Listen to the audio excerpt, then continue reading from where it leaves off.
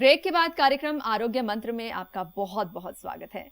और डॉक्टर साहब, जैसे कि आज हम रिंकल्स पर बात कर रहे हैं, आपने इतने सारे जो टिप्स बताई हैं, शहद, गन्ने का रस और ये एप्पल जूस और साथ ही साथ आपने पाइनएप्पल उसमें मिक्स करके वो सब चीजें जो आपने टिप्स बताई हैं, ये बहुत ही आसानी से हमारे घर में, हमारी रसोई में मिल जाती हैं। उससे भी आसान चीजें हैं। नींबू का रस है जी। नींबू का रस तो इजीली आप निकाल सकते हैं।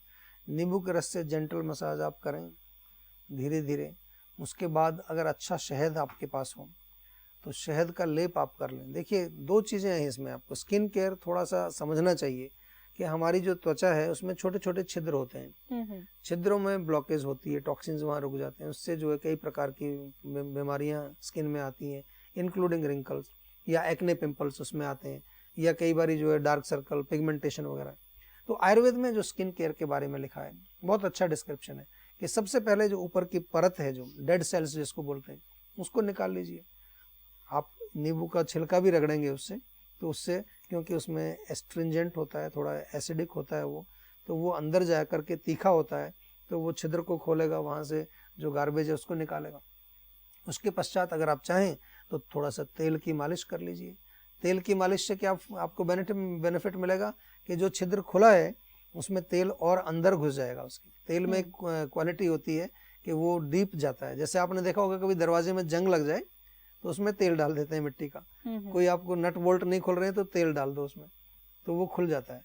क्यों? क्योंकि तेल बहुत माइन्यूट सी चैनल के अंदर भी घुस जाता है, अंदर जाकर। तो तेल आपका अंदर तक घुसेगा। उसके बाद थोड़ा स्टीम कर लीजिए आप चेहरे को।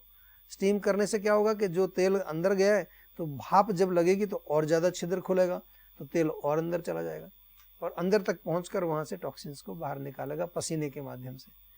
फिर इसके बाद ये जो आपकी त्वचा का पोर जब अब खुल गया है, आपकी एक एक छिद्र त्वचा का खुला हुआ है, अब इसको आप खिलाइए भोजन, अब इसको पोषण खिलाइए, अब इस पर लेप लगाइए आप। डॉक्टर साहब, मैंने कई बार मैं नेट पर इस तरीके की चीजें सर्च करती हूँ और कई बार अपनी स्किन पर भी मैं वो ट्राई करती हूँ, एक्सपेरिमेंट करती हूँ, बट मुझे कुछ चीजें बहुत ज्यादा सूट करती हैं, कुछ चीजों के मुझे साइड इफेक्ट हो जाते हैं। तो इसका मतलब ये कि ये सब चीजें करने से पहले एक बार अपना स्किन टाइप जान लेना बहुत जरूरी है।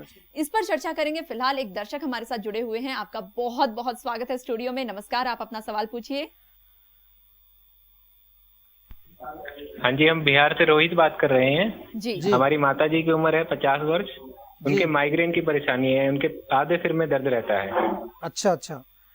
देखिए, माइग्रेन जो है वाकई में एक गंभीर विषय है, और माइग्रेन को आयुर्वेद में हमने बहुत अच्छी तरह से समझा है। और बल्कि खासतौर पर जो हमारे जीवा में जो हमने माइग्रेन के ऊपर एक स्पेशल रिसर्च भी की है, क्योंकि बहुत सारे माइग्रेन के पेशेंट हमने ठीक किए हैं। बहुत पुराने 20-25 साल पुराने वाले माइग्रेन के पेशेंट, जिनको के कॉन्टिन्यूसली वो दर्द होता रहता है, दवाइयाँ भी काम करनी उनकी बंद कर दी, उनके ऊपर भी हमने काम किया है और अच्छे रिजल्ट्स मिले हैं। तो कोई घबराने की बात नहीं है। माता जी को सबसे पहले ये बताइए कि वो किसी प्रकार का भी जो एसिडिक खाना ना खाएं। बहुत सारे पेशेंट्स माइग्रेन के जो होते हैं, उनका यहाँ पेट से ये रोग शुरू होता है, एसिडिटी से रोग शुरू होता है। उनको ज़रूर हिस्ट्री मिलेगी आपको कि उनको एसिडिटी, जलन, पेट में जलन, बदहजमी उनको रहती थी, अभी भी रहती होगी, लेकिन पहले जरूर रहती होगी।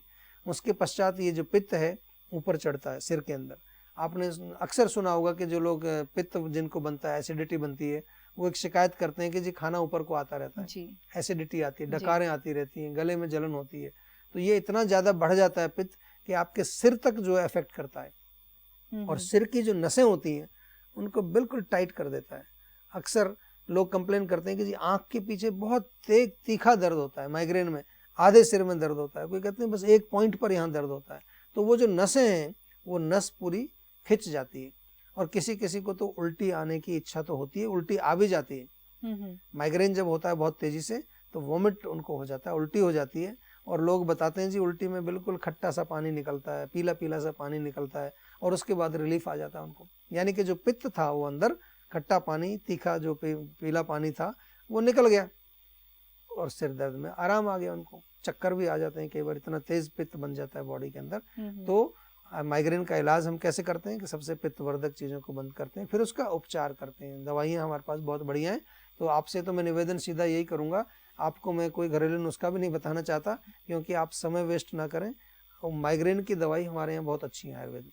जी सीधा डॉक्टर से विस्तार से कंसल्टेशन करें, दवाई मंगाएं, 2 4 6 महीने जितना भी लगे, दवाई को छोड़ना नहीं, पूरा खा के उसको पक्का इलाज करके तभी बंद करना। जी बिल्कुल। तो ये जो ट्रीटमेंट है, इस ट्रीटमेंट के लिए ये जीवा में संपर्क कर सकती हैं। संस्था इनकी मदद के लिए हमेशा तैयार है, और सिर्फ इनकी समस्या को दूर करने के लिए ही क्यों, बल्कि आपकी प्रॉब्लम को दूर करने के लिए भी जीवा की पूरी टीम हमेशा तत्पर खड़ी है।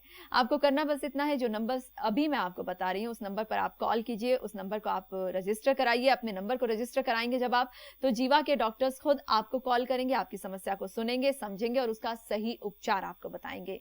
नंबर है 0129404004। तो साथ ही साथ आप हमें ईमेल भी कर सकते हैं। ईमेल आईडी है info@jiva.com। वेबसाइट पर आप लॉगिन कर सकते हैं www.jiva.com।